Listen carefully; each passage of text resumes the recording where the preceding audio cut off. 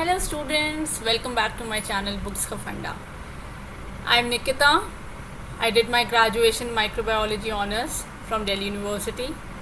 I did my post-graduation in human genomics from Punjab University Chandigarh, and I completed my MBA in finance from ICFI Business School Gurgaon. So today we'll be discussing another yet very crucial life process, that is respiration. Be it plants, animals, humans, microorganisms, all require energy to carry out different processes. So respiration is a very important process that is being carried out by all the organisms. So giving you a recap, we have already discussed about heterotrophs and autotrophs, the type of heterotrophic and heterotrophic nutrition. So you can check out my channel where I have already discussed about these two nutrition in very much detail. Alright, so let's start. So respiration, how will we define respiration? So if you want to explain it to some common man or a small kid, then definitely we're going to say that the process of breathing in and breathing out is respiration, right? Which is correct to an extent, but we'll be looking into much more detail that what actually this term respiration means. So we are going to cover all these topics in today's class, that is difference between respiration, breathing, types of cellular respiration, respiration in plants, aquatic animals and humans. Alright, so let's discuss about this very important term respiration and how it is different from breathing. So respiration is a biochemical process in which cells of the organisms, they obtain energy in form of ATP, which is adenosine triphosphate, through the breakdown of glucose in presence of oxygen.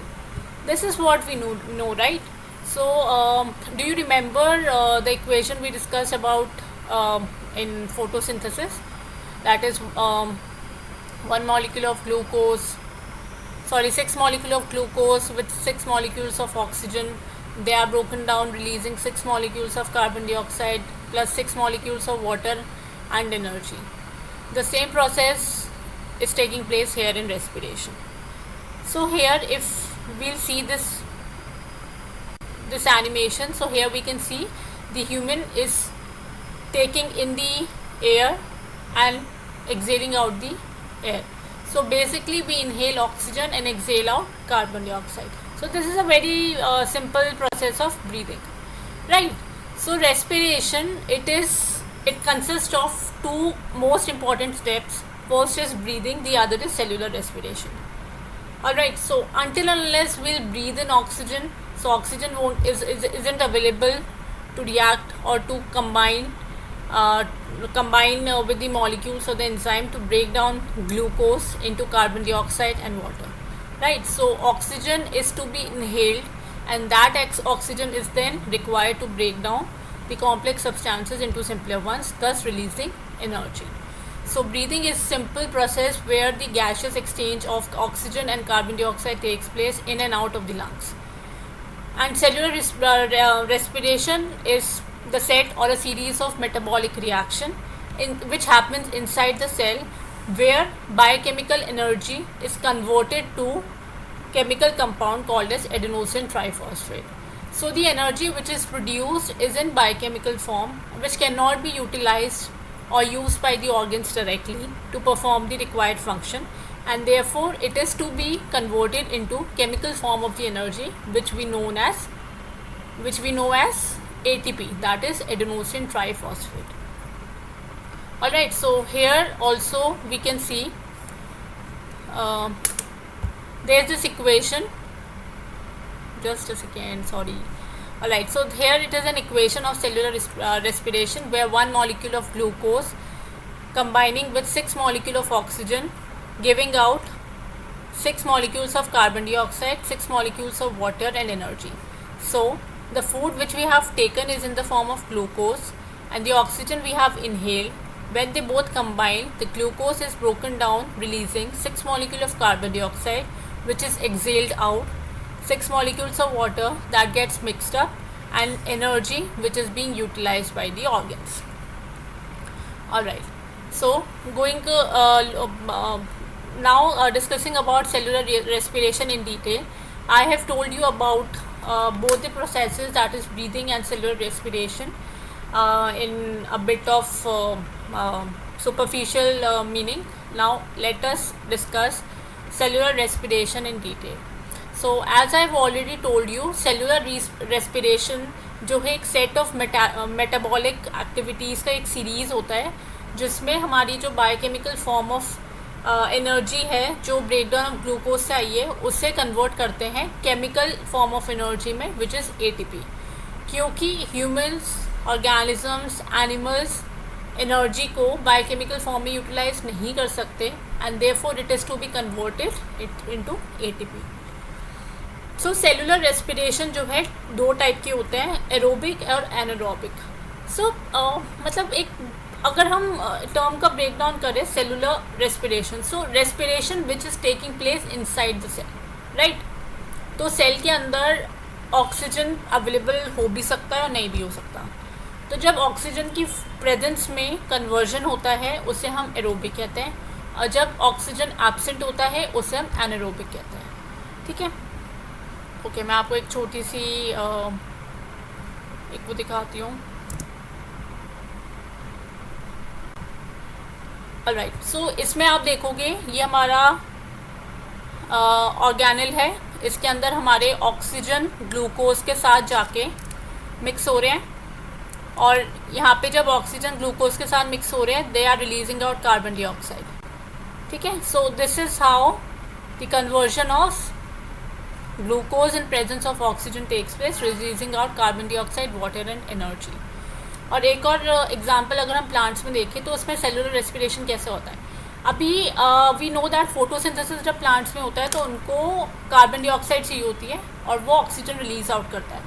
और सबसे important carbon photosynthesis के लिए उसको sunlight की ज़रूरत होती है, right. तो वो एक डे प्रोसेस है. फोटोसिंथेसिस मोस्टली डे में ही होता है, exceptions are there. Respiration plants में भी सेम होता है. रेस्पिरेशन के लिए उसको ऑक्सीजन चाहिए होती है. It can not respire through carbon dioxide, and that is Y जो रेस्पिरेशन होती है प्लांट्स में वो नाइट में होती है. नाइट में जो प्लांट है वो ऑक्सीजन को इनटेक करता है और कार्बन डाइऑक्साइड को रिलीज आउट करता है. तो आप अगर इस डायग्राम में देखोगे तो यहाँ पे डार्क है, दैट इज़ नाइट. अभी जो ऑक्सीजन मॉलिक्यूल्स हैं इन प्लांट्स में इनका इंटेक हुआ, और शुगर इन्होंने जो ये फूड प्रोड्यूस किया था, शुगर ने ऑक्सीजन के साथ कंबाइन किया. Sugar is broken down into carbon dioxide, तो कार्बन डाइऑक्साइड रिलीज हो गया. ठीक है, सो ये सेलुलर रेस्पिरेशन प्लांट्स में होती है. Now we'll be discussing about aerobic respiration and anaerobic respiration in detail, and these are very important topics, so I would request you to please pay kind attention. So aerobic respiration, जैसे I mentioned you, aerobic respiration में it requires oxygen for the breakdown of glucose to release carbon dioxide and energy, right. तो aerobic वही होता है, equation में आपको लिखा हुआ है कि जब ग्लूकोज, एक मॉलिक्यूल ऑफ ग्लूकोज जब 6 मॉलिक्यूल ऑफ ऑक्सीजन के साथ कंबाइन होते हैं तो 6 molecules of carbon dioxide, 6 water and energy release होती है. ठीक है, and this is a very important point to be noted कि जो एरोबिक रेस्पिरेशन होता है वो माइटोकॉन्ड्रिया में होता है यूकैरियोट्स की, और प्लाज्मा मेम्ब्रेन में होता है प्रोकैरियोट्स की. इफ़ यू रिमेंबर, प्रोकैरियोट्स में प्लाज्मा माइटोकॉन्ड्रिया नहीं होता है, एंड दैट इज़ वाई उसकी प्लाज्मा मेम्ब्रेन में ही एरोबिक रेस्पिरेशन होता है. बट जितने भी यूकैरियोट्स है, फॉर एग्जांपल एनिमल्स, ह्यूमंस, इन सब के पास माइटोकॉन्ड्रिया नाम का एक ऑर्गेनल प्रेजेंट होता है जिसके अंदर this aerobic respiration takes place. ठीक है, so it occurs in the cells of autotrophs and heterotrophs, and the reactions are grouped in 3 stages.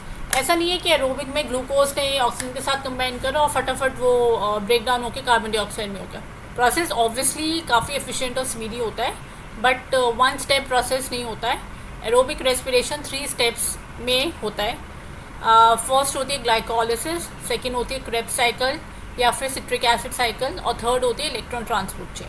ठीक है, तो हर स्टेज के, हर स्टेप के जो एंड प्रोडक्ट होते हैं that are used as reactant for the next step and finally releasing out ATP और energy that is required by the cell. Alright, so मैं आपको डिटेल में इसके बारे में बताती हूँ।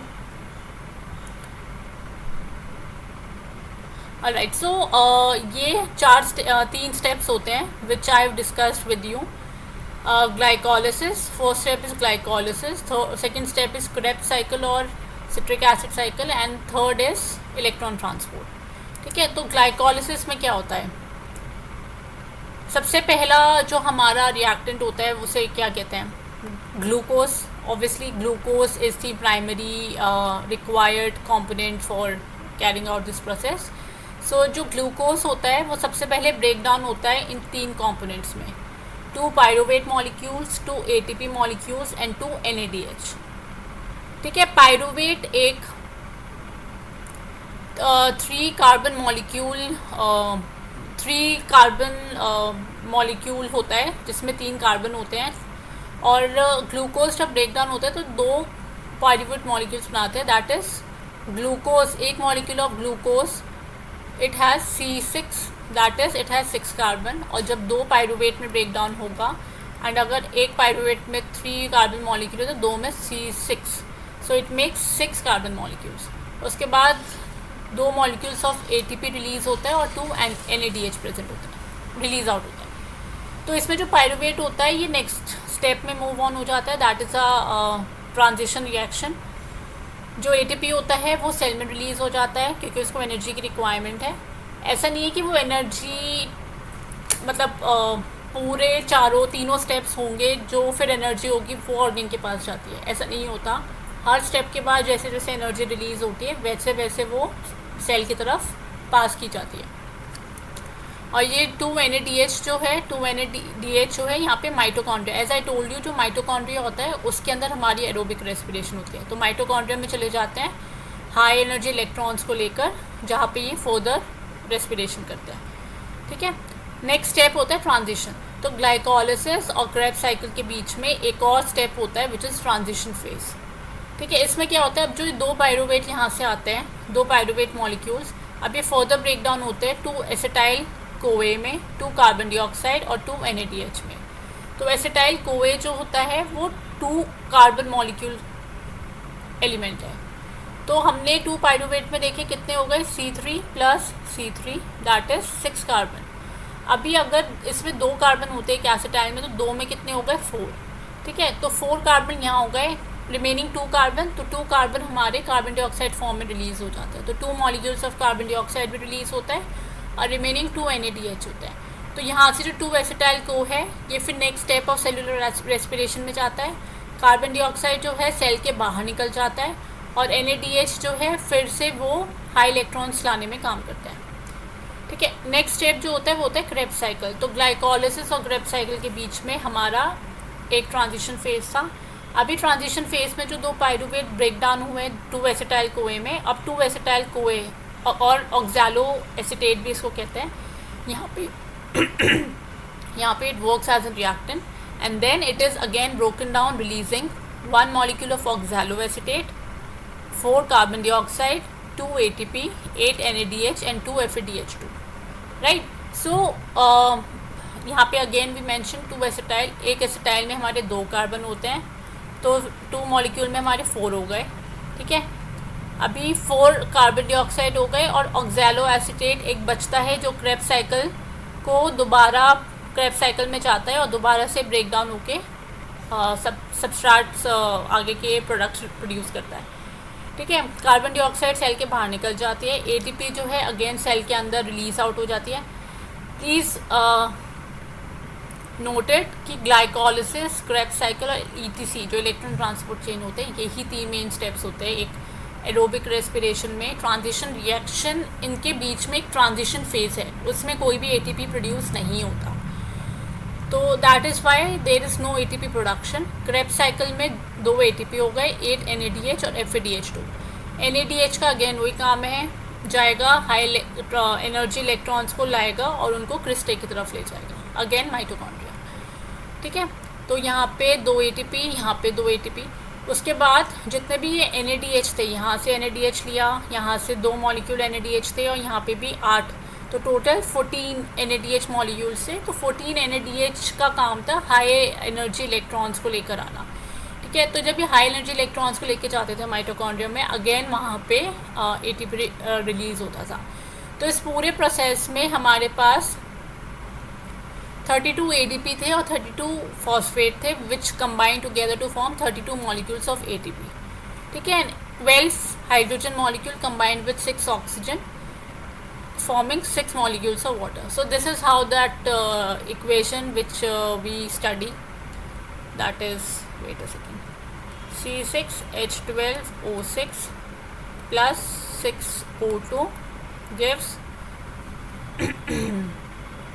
6CO2 plus 6H2O plus energy, right. तो यहाँ पे 6H2O जो है वो इधर से आता है, जब 12 मॉलिक्यूल्स ऑफ हाइड्रोजन कंबाइन करते हैं 6 ऑक्सीजन के साथ। ठीक है, सो बेसिकली एक एरोबिक रेस्पिरेशन में we have 32 ATP molecules which are produced. Obviously oxygen इसमें रिक्वायर हो रहा है, तो ATP जितना जनरेट होता है वो काफ़ी ज़्यादा होता है जितना एनारोबिक रेस्पिरेशन में होता है। ठीक है, so this is we have discussed about aerobic respiration, different steps in detail.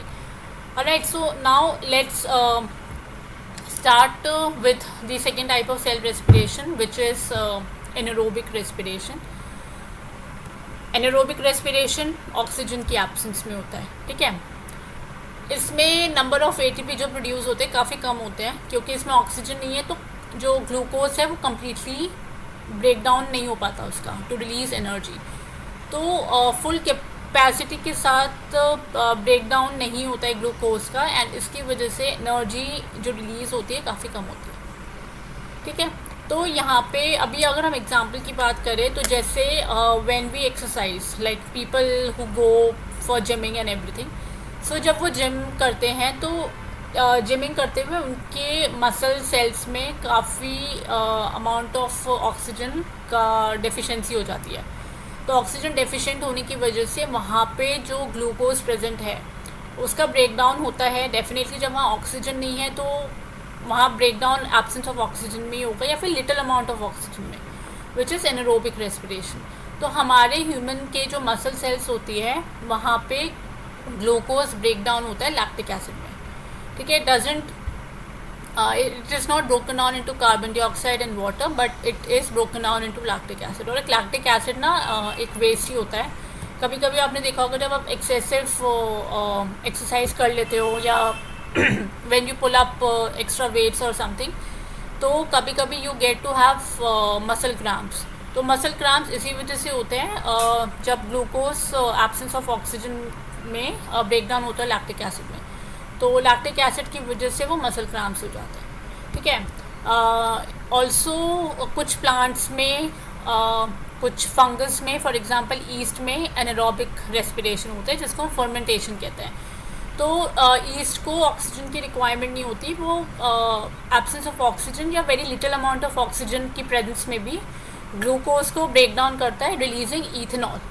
ठीक है, तो नॉर्मल फर्मेंटेशन प्रोसेस है। हमने देखा होगा कि when we use yeast in baking up breads और प्रिपेयरिंग द डो, तो उसके अंदर थोड़ी सी मतलब जो डो होता है वो काफ़ी राइज हो जाता है, which is due to the yeast. तो एफिवेसेंस होती है, एंड ऑल्सो आपने टेस्ट करा होगा इसमें हल्की सी खटास आ जाती है डो में, मतलब हिंदी में बोलते हैं तो खमीर कहते हैं उसको, खमीर उठाए, तो थोड़ी सी खटास जो है वो इस प्रोसेस की वजह से ही होती है।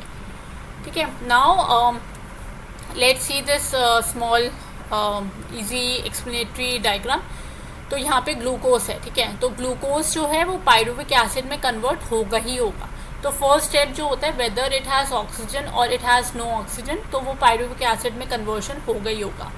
उसके बाद वो डिसाइड करता है सेल, अगर सेल के पास ऑक्सीजन है तो वो जो 3 स्टेप प्रोसेस है, क्रेब्स साइकिल, उसके बाद that citric acid cycle and the last step is electron transport, तो पायरुविक एसिड वहाँ पे चला जाता है, ठीक है। और इस सब पूरे प्रोसेस में 36 ATP ऑफ मॉलिक्यूल्स प्रोड्यूस होते हैं। बट अगर इस पायरुविक एसिड के पास ऑक्सीजन नहीं है तो या तो अगर ह्यूमंस में तो वो लैक्टिक एसिड प्रोड्यूस करता है, और अगर ईस्ट में है तो वो इथेनॉल प्रोड्यूस करेगा, ठीक है, which is called as anaerobic respiration, which is called as anaerobic respiration. और इस पूरे प्रोसेस में 2 ATP ऑफ मॉलिक्यूल्स प्रोड्यूस होते हैं। तो जस्ट रिमेंबर, एरोबिक में 32 ATP होते हैं और एनारोबिक में 2 ATP of molecules produce, sorry, aerobic में it is 36 ATP and anaerobic it is 2 ATP। Alright, so ये आपकी दो इक्वेशंस भी हैं जो मैंने आपको बताई है कि जो ग्लूकोज है वो पायरुविक एसिड में होता है, और पायरुविक एसिड फिर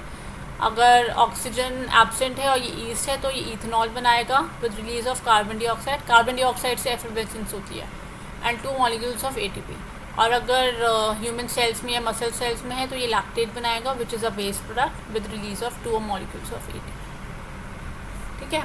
ऑल्सो रिमेंबर, जो ये फर्मेंटेशन होती है ये ईस्ट के साइटोसोल दैट इज साइटोप्लाज्म में होती है।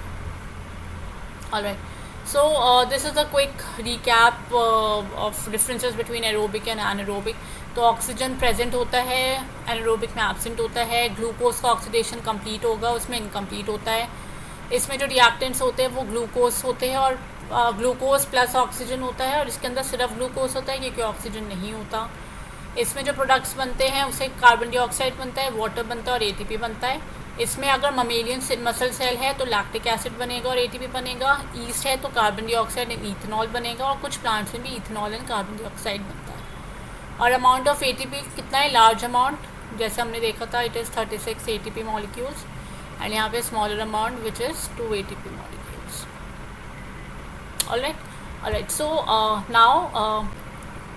so now we'll be discussing about respiration in plants. तो respiration basically aerobic या anaerobic होता है, which we have already discussed. Now we'll be taking in detail about plants, aquatic animals and humans. Alright, so plants में मैंने जैसे आपको बताया कि respiration के लिए उसको ऑक्सीजन चाहिए, मतलब फोटोसिंथेसिस कह रहा है उसके कार्बन डाइऑक्साइड की रिक्वायरमेंट नहीं होती, it requires oxygen and it releases out carbon dioxide. That is Y plants mostly respire during the night time. Day time में तो नहीं कर पाएंगे, नाइट टाइम में ही वो रिस्पायर करते हैं, ठीक है। तो मोस्टली जो गैसेस एक्सचेंज होते हैं प्लांट्स पे वो सिंपल डिफ्यूजन से हो जाता है।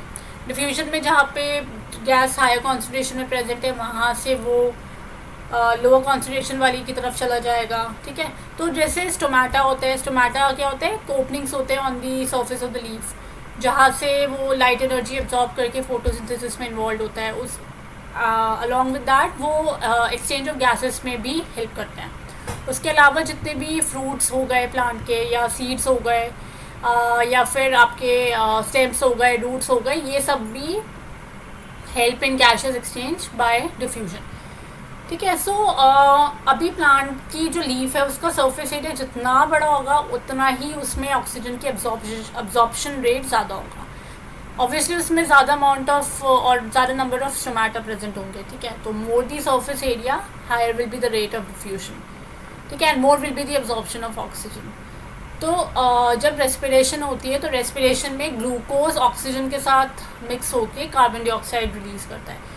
तो जब प्लांट रिस्पायर करेंगे तो उनकी इंटरनली तो कार्बन डाइऑक्साइड बनती जाएगी, ठीक है। तो एक लेवल पे वो इतनी ज़्यादा बन जाएगी which needs to be removed out of the body.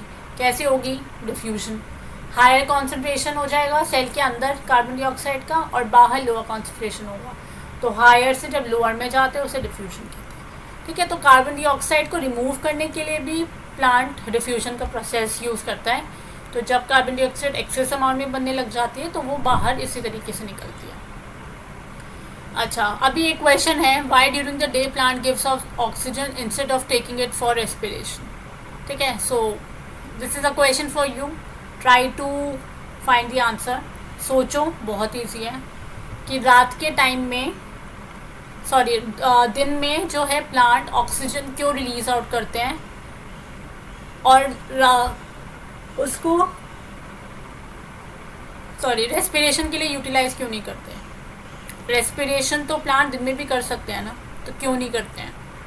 तो try to think about it and you can mention your answer in the comment section.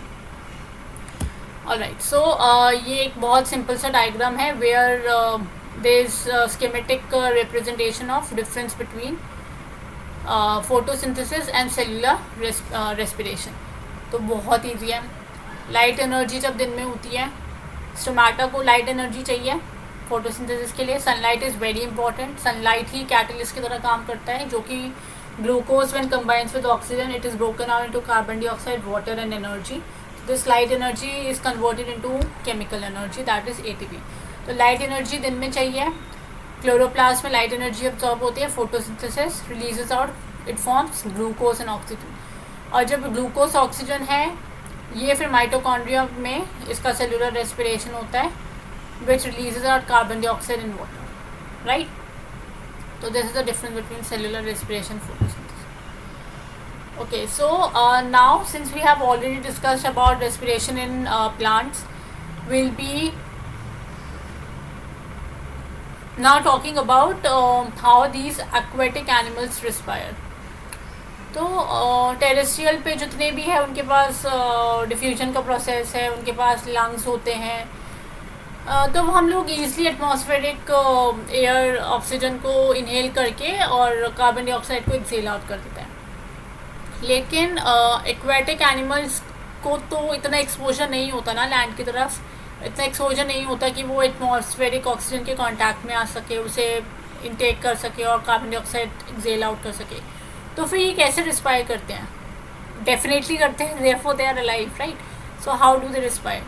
तो इनके पास ना डिफरेंट मोड्स होते हैं. जैसे फिशेस के पास गिल्स होते हैं. उसके अलावा इनकी जो सरफेस होती है वो इतनी पतली होती है कि उसके थ्रू ही वो डिफ्यूजन के थ्रू गैस एक्सचेंज हो जाती है. कुछ एक्वेटिक एनिमल्स के पास ब्रीदिंग ट्यूब्स होती हैं. कुछ एयर बबल्स के थ्रू रिस्पायर करते हैं. तो हम थोड़ा सा इसको डिटेल में देख लेते हैं. तो क्यूटिकुलर रेस्पिरेशन क्या होता है? जब कुछ एक्वेटिक इंसेक्ट्स होते हैं, उनकी जो स्किन होती है या बॉडी वॉल होती है वो इतनी पतली होती है कि उसके थ्रू डिफ्यूजन के थ्रू आराम से गैसेस एक्सचेंज हो जाता है. ठीक है. गिल्स हमें पता ही है. ये आप डायग्राम देखो यहाँ पे, ये इसके दिस एनिमेटेड वीडियो, इसमें ये आपको दिख रहे हैं कट दीज आर गिल्स. तो ये जो गिल्स है ये हमारे फिश में प्रेजेंट होते हैं. तो गिल्स में क्या होता है? ये वाटर के अंदर है, वाटर ऑक्सीजनेटेड है. तो गिल्स के थ्रू ये ऑक्सीजनेटेड वाटर बॉडी के अंदर जाता है और वहाँ से ये ऑक्सीजन को लेते हैं and release out the remaining water. तो आप ये देख सकते हो वाटर अंदर भी जा रहा है और वाटर बाहर भी आ रहा है. ठीक है. सो ये वाटर होता है, ये ऑक्सीजनेटेड होता है. ठीक है. तो इंसेक्ट्स में होते हैं कुछ इंसेक्ट्स में, कुछ एक्वाटिक इंसेक्ट्स में जो गिल्स होते हैं यूजुअली उनके ट्रैकिया पता है ना, ट्रैकियल सिस्टम की आउटग्रोथ ही होती है. अब एक बहुत इंटरेस्टिंग एग्जांपल है फिश का. जैसे जो लैम्प्रेज और शार्क्स होते हैं उनके पास बहुत सारे गिल ओपनिंग्स होती है because they are very huge. और जैसे एक फ़िश होती है, we know that it is rohu. तो जो रोहू फिश होती है उसके पास एक सिंगल ही गिल ओपनिंग होती है. ठीक है. So it is not necessary कि अगर वो फिश है तो it will be having multiple gills. कुछ के पास मल्टीपल होते हैं और कुछ के पास सिंगल होती है. ठीक है. कुछ ब्रीदिंग ट्यूब्स होती है. ब्रीदिंग ट्यूब्स क्या होता है? जैसे हम जब हम we go for scuba diving और समथिंग, सो जो डाइवर्स होते हैं उनको एक ब्रीदिंग ट्यूब दी जाती है. ठीक है. So that tube stage at the surface of the water and वहाँ से वो ऑक्सीजन को ब्रीद इन कर सके. ठीक है. सिमिलर प्रोसेस होता है इन एक्वाटिक एनिमल्स में. इनके पास जैसे एक्वाटिक इंसेक्ट्स होते हैं जो कि अंडर वाटर रहते हैं, वो डायरेक्टली सरफेस के थ्रू अपने एक हॉलो ब्रीदिंग ट्यूब्स के थ्रू रिस्पायर करते हैं. मतलब सरफेस ऑक्सीजन को डायरेक्टली वो ले लेते हैं. ठीक है. एग्जाम्पल हो जैसे वाटर स्कॉर्पियंस हो गए या रैट टेल मैगट्स हो गए. तो ये एग्जाम्पल्स हैं जो कि ब्रीदिंग ट्यूब्स को यूज़ करते हैं टू रिस्पायर. कुछ काफ़ी एक्वेटिक प्लांट्स होते हैं. अभी एक्वेटिक प्लांट्स में क्या होता है? वो ना अपनी वो जैसे अंडर वाटर भी थोड़े थोड़े से फ्लोटिंग रहते हैं, थोड़े थोड़े से तैरते रहते हैं. वो कैसे? वो अपनी बायंसी को मेंटेन रखते हैं bye storing the oxygen in the vacuole. तो अपने वैक्यूल में वो ऑक्सीजन स्टोर करते हैं और उस ऑक्सीजन की वजह से उनकी बायंसी मेंटेन रहती है. ठीक है। तो और कुछ इंसेक्ट्स भी होते हैं जो इस मेथड से अपनी बाइंसी मेंटेन रखते हैं, जैसे कि एक मेंसोनिया स्पीशीज़ है which is a species of mosquito. उसके बाद ये क्या करते हैं, ये अपनी ब्रीथिंग ट्यूब्स को air into these air stores and obtain a rich supply of oxygen. तो this is a type of relationship between these aquatic plants and these insects. Aquatic plant के पास तो वैक्यूल है, उसमें उन्होंने ऑक्सीजन भर रखी है जिसकी वजह से वो बाइंड रहते हैं। अभी जो ये इंसेक्ट है ना, ये क्या करते हैं, ये अपनी ट्यूब्स को ले जाके उनके ही ऑक्सीजन स्टोर्ड जो ये वैक्यूल्स है इनके अंदर इंसर्ट कर देते हैं और वहाँ से वो ऑक्सीजन लेते रहते हैं। ठीक है, जिसकी वजह से without even coming to the surface of the water to breathe. ठीक है, तो मोस्टली हमने देखा कि जो इंसेक्ट्स हैं वो सरफेस पे भी आ जाते हैं, अपनी ब्रीथिंग ट्यूब्स के थ्रू वो ऑक्सीजन का इंटेक करते हैं। बट कुछ इस तरीके की रिलेशनशिप्स भी एग्जिस्ट करती हैं। अभी एयर बबल्स होते हैं, तो एयर बबल्स जो एक फिजिकल गिल की तरह करते हैं, तो एयर बबल्स का वही काम होता है, वो इन एक्वेटिक एनिमल्स के आसपास रहते हैं और वाटर जो ऑक्सीजनेटेड होता है उसमें से वो ऑक्सीजन लेकर अपना रिस्पायर करते हैं। ठीक है, okay, so we have discussed about respiration in plants and these aquatic animals. Now let's talk about respiration in humans. Obviously we also respire, we also require oxygen and we release out carbon dioxide.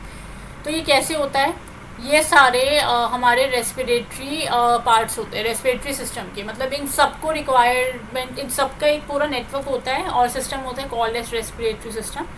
And इसमें हर एक part का और हर एक organ का एक specific role है। ठीक है, तो सबसे पहले नोज़ और नेज़ल कैविटी आती है। Obviously we breathe in through our nose and वो air then travels through the nasal pipe and nasal cavity और sinuses and it reaches the mouth. ठीक है, so we can we inhale through our nose as well as mouth. तो दोनों का जो cavity या फिर पाइप होता है जिसके थ्रू एयर ट्रैवल होती है, that joins together and it reaches our throat, that is pharynx. ठीक है, pharynx then connects with larynx, larynx is the voice box, then it goes to like this is the entire windpipe which connects our mouth and the nose, the entire windpipe through the wind travels, then it reaches it reaches after the trachea, it reaches the lungs. In the lungs we have bronchi, then we have smaller projections called bronchioles, and then we have alveoli at the end of these bronchioles, and we have capillaries as well as we have ribs and diaphragms.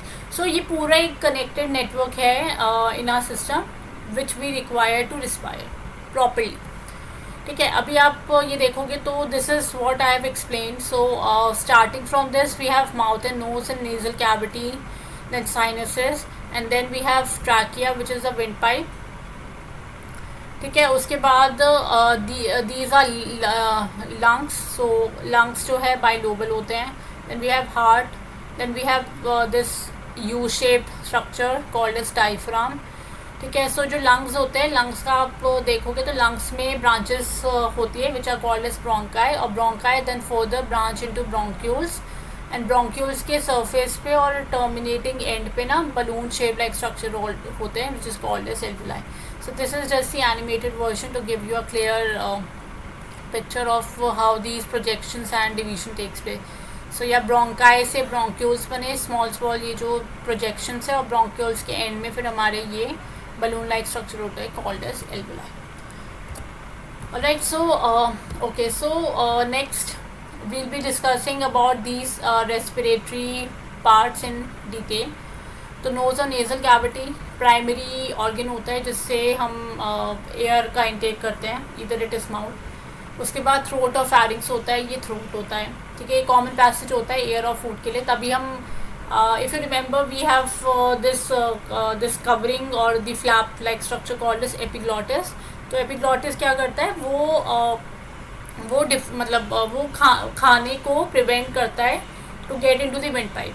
ठीक है, कभी कभी होता है ना कि हमें वो लाइक चोक हो जाता है या फिर हिचकी आती है या फिर वी फील सफोकेटेड, क्योंकि जो हमारा खाना है ना वो विंड पाइप में चला जाता है. तो एपिग्लॉटिस एक फ्लैप लाइक स्ट्रक्चर होता है जो कि विंड पाइप को कवर रखता है ताकि फूड उसमें ना जाए. ठीक है, तो थ्रोट जो है, थ्रोट और फेरिंग्स में कॉमन पाथ होता है for the passage of both air and water. उसके बाद वॉइस बॉक्स और लैरिंग्स। ठीक है, लैरिंग्स जो होता है वो दो कार्टिलेजनस कॉर्ड से बना होता है which is situated at the joining point of pharynx and trachea.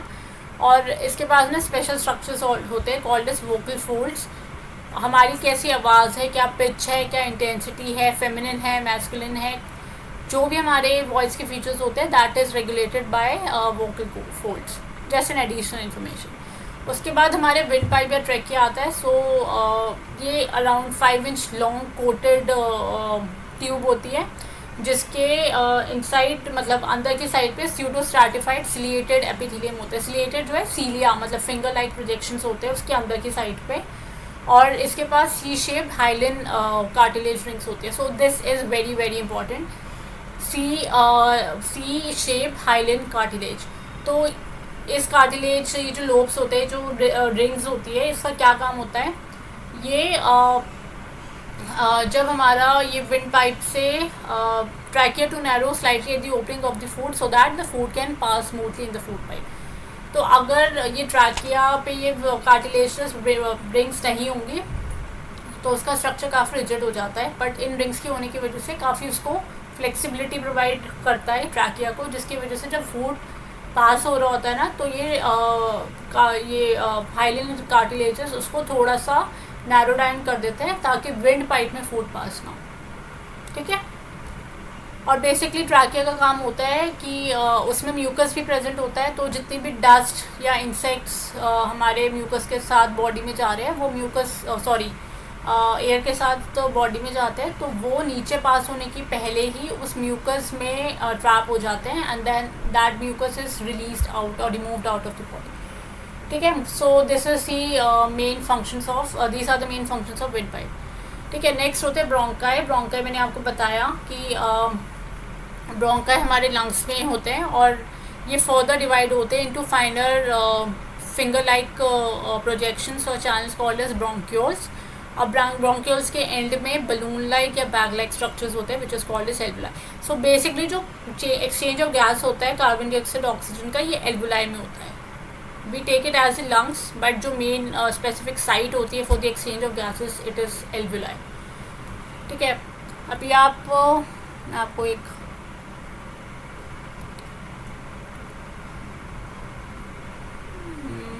अच्छा sorry, this is structure of the pharynx जो होता है ना वो 3 में डिवाइडेड होता है, नेसोफेरिंग्स, ओरोफेरिंग्स एंड हाइपोफेरिंग्स। ठीक है, यहाँ पे आप नेजल कैविटी देख सकते हो, ये ओरल कैविटी है, फिर ये लैरिंग्स आ गया, ईजोफेगस, ट्रैकिया। तो जो नेजोफेरिंग्स होता है ना ये सबसे पहला पार्ट होता है फेरिंग्स का, जिसमें हमें इनहेल्ड एयर को ये कलेक्ट करता है और उसको फिर ओरोफेरिंग्स में आगे भेजता है, और ओरोफेरिंग्स में जो एयर इनहेल होकर आई है वो आगे फिर फेरिंग्स में भेजता है। ठीक है, ओके, एंड एक और है इसका,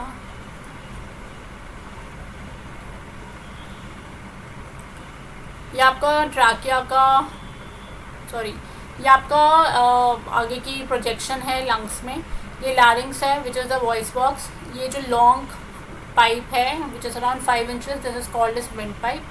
ठीक है, विंड पाइप फिर अटैच होता है आपके लंग्स से, लंग्स बाइलोबल। अभी इसमें आप देखोगे जो ये है this is called as primary bronchi. ठीक है, उसके बाद ये फिंगर आगे और प्रोजेक्शंस में निकलता है which is called as bronchiole. ठीक है, तो जैसे जैसे वो प्रोजेक्ट होता है उसको प्राइमरी, सेकेंडरी और टर्शियरी ब्रोंकाई भी कहते हैं। ठीक है, और इसके एंड पे होता है ये alveoli. So this is the clear representation of alveoli. तो ये एल्वुलाई है which is a bag like structure. ठीक है, it is full of blood vessels और कैपिलरीज, और इसके सर्फेस पे कार्बन डाइऑक्साइड और ऑक्सीजन का एक्सचेंज होता है। ठीक है, I hope it is clear.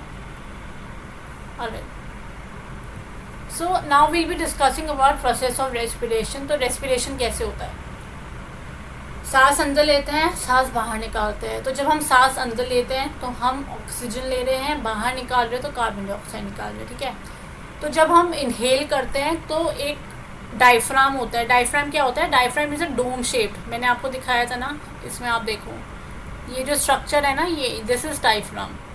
तो diaphragm is a dome shape sheet of muscle, it is muscular in nature, it is a dome shape structure जो कि सीधा बिल्कुल लंग्स के नीचे प्रेजेंट होता है, ठीक है। और ये चेस्ट और एब्डोमेन को डिफ्रेंशिएट मतलब सेपरेट करता है। तो अगर हम बोले चेस्ट और एब्डोमेन के बीच में ही हमारा डायफ्राम प्रेजेंट होता है, ठीक है। And it is a major muscle for respiration and aids in breathing.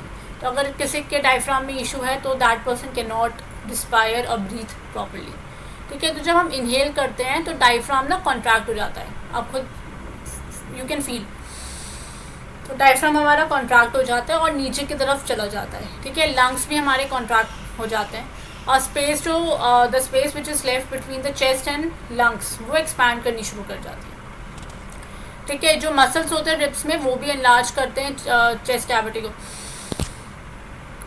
ठीक है। So the chest cavity expands and जिसकी वजह से रिब केज ऊपर की तरफ आता है एंड डायफ्राम नीचे की तरफ जाता है, ठीक है। So when we inhale diaphragm contracts, it moves downwards, rib cage moves upwards, chest cavity it is full of air, ठीक है। तो जिस chest cavity it expands।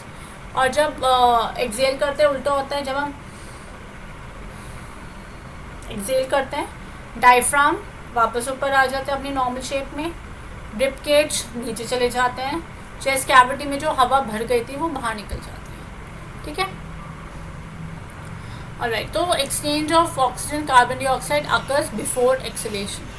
तो जब हमने इनहेल करा, ऑक्सीजन अंदर ली, फटाफट अंदर से जो कार्बन डाइऑक्साइड उसे बाहर निकलना, ऑक्सीजन बाकी के ऑर्गन्स में चले जाता है थ्रू ब्लड एंड लिम्फ, वो जो कार्बन डाइऑक्साइड, तो ये जो एक्सचेंज हुआ ना ऑक्सीजन कार्बन डाइऑक्साइड का, ये हम कार्बन डाइऑक्साइड को बाहर निकालने से पहले हो जाता है, ठीक है।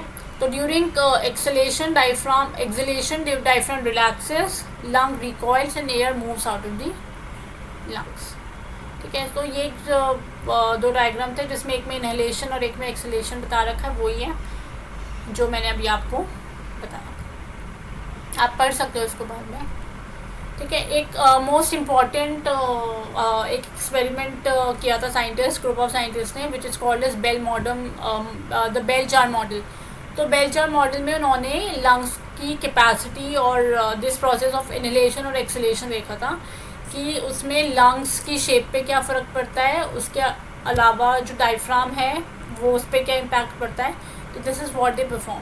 तो उन्होंने क्या किया था, उन्होंने 2 ग्लास जार लिए थे 1 2। तो एक पे उन्होंने उसको जब उसमें हवा गई तो उस पर क्या इफ़ेक्ट हुआ, और एक में जब उससे बाहर हवा निकली तो उस पर क्या। तो ये दोनों उन्होंने बलून्स लिए और इन बलून्स को उन्होंने लंग्स की तरह उसको देखा।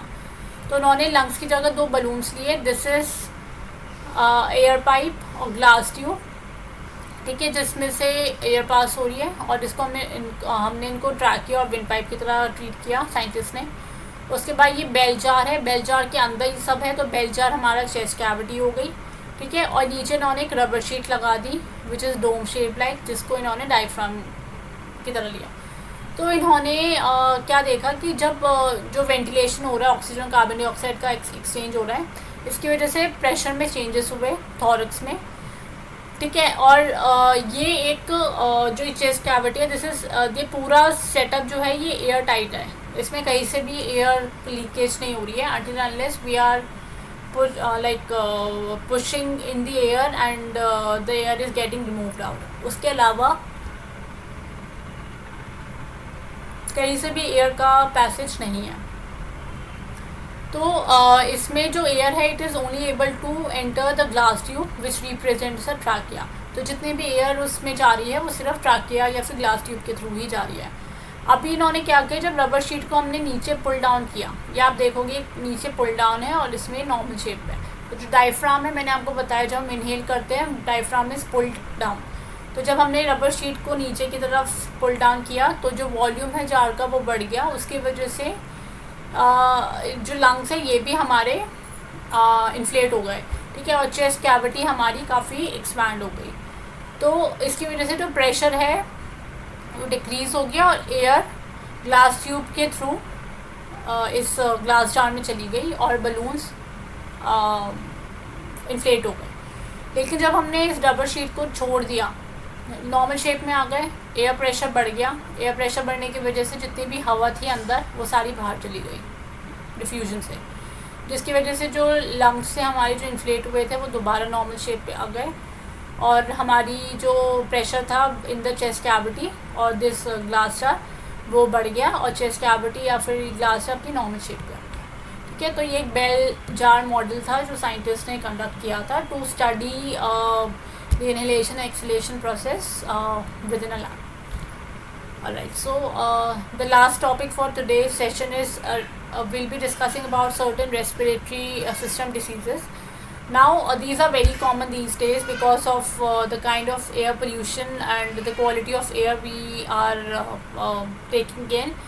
तो जैसे कि एस्थमा हो गया, एस्थमा बहुत कॉमन है, ब्रोंकाइटिस होता है वो बहुत कॉमन। तो एस्थमा में क्या होता है, जो हमारा एयर पैसेज है वो काफ़ी नैरो हो जाता है, वो पतले होने की वजह से प्रॉपर प्रेशर के साथ एयर अंदर नहीं जा पाती, एंड उसकी वजह से एस्थमेटिक पर्सन को काफ़ी प्रॉब्लम होती है टू ब्रीथ इन। ठीक है, एलर्जीज होती है जैसे कि पॉलन ग्रेन्स हो गई, डस्ट हो गई, मोल्ड हो गई। कुछ लोग होते हैं when they inhale these substances तो उनको ब्रीदिंग प्रॉब्लम स्टार्ट हो जाती है। तो कुछ कहते हैं ना, जब क्लाइमेटिक कंडीशंस ऐसी होती है या कुछ सीजनल चेंज है तब कुछ लोगों को ब्रीदिंग प्रॉब्लम होती है, या डस्टी एरिया में जाते हैं तो उनको ब्रीदिंग प्रॉब्लम होती है। तो दीज आर जस्ट एलर्जेंस। ठीक है, उसके बाद इन्फेक्शन, लंग्स का इन्फेक्शन हो जाता है, फॉर एग्जांपल निमोनिया हो गया किसी को, या फिर ब्रोंकाइटिस हो गया, इन्फ्लेमेशन ऑफ ब्रोंकियल ट्यूब्स, या फिर नॉर्मल इन्फेक्शन हो गए विद इन्फ्लुएंजा हो गया, कोल्ड हो गया। तो इन सब में हमारे लंग्स इम्पैक्ट होते हैं। ठीक है, कोई डिसीज़ हो गई अभी जैसे कि कोई क्रॉनिक डिसीज़ है, जैसे लंग कैंसर हो गया, तो लंग कैंसर में हमारे लंग्स अफेक्ट होते हैं। COPD हो गया विच is a chronic obstructive pulmonary disease. अभी जैसे कुछ एग्जांपल्स होते हैं, जो फैक्ट्री पीपल होते हैं हु वर्क इन फैक्ट्रीज जहाँ पे जैसे आपकी बैंगल मेकिंग है या फिर मैच बॉक्स मेकिंग है, जो ऐसे वर्क प्रोफाइल्स होती है जिनमें उन केसेस के अंदर they are very prone to having these lung infections and lung cancer. क्योंकि वो माइन्यूट पार्टिकल्स है जो उनको दिन रात वो उनको इनहेल करते हैं, and to some extent they keep on getting deposited within their lung cavity. तो therefore they are very prone to having these type of infections. उसके बाद एजिंग, जैसे जैसे पर्सन विल एज तो डेफिनेटली उसकी capacity या फिर उसके ऑर्गन्स की कैपेसिटी टू वर्क वो कम होने लगती है। ठीक है, एंड डैमेज, अभी जैसे लिवर सिरोसिस, उसी तरीके से जस्ट एन एग्जांपल, जैसे लिवर सिरोसिस है उसमें एक्सेसिव ड्रिंकिंग की वजह से लिवर ख़राब होने लगता है। तो कोई डैमेज हो गया आपके रेस्पिरेटरी सिस्टम को, लंग्स ख़राब हो गए, या फिर कुछ भी लाइक विंड पाइप ख़राब हो गया, या एनी अदर सिचुएशन जिसमें रेस्पिरेटरी सिस्टम ओवरऑल इम्पैक्ट हुआ है, तो उस केस में भी हमारे डिफरेंट डिसीजेस हो सकते हैं। Alright, so with this we come to an end to our session for today, that is respiration, and thank you for watching and thank you for learning with me, and if that's my channel Bhuktika Funda. If you haven't subscribed it yet, so I would request you to go subscribe, like and share our videos. And you can also tell me in the comment section if you want to study or learn any specific topic, be it in your course or out of your course. I'll try my best to give you an insight on it. So and definitely do try to think about the question which I kept it for you, that is, why do plants do not respire during the daytime? They can, right? But why don't they? So try to think about it, and you can let me know in the comment section, or even we can connect over the email. So in the next session we'll be discussing about another important life process, that is digestion. And till then, stay tuned, stay happy, take care, bye bye.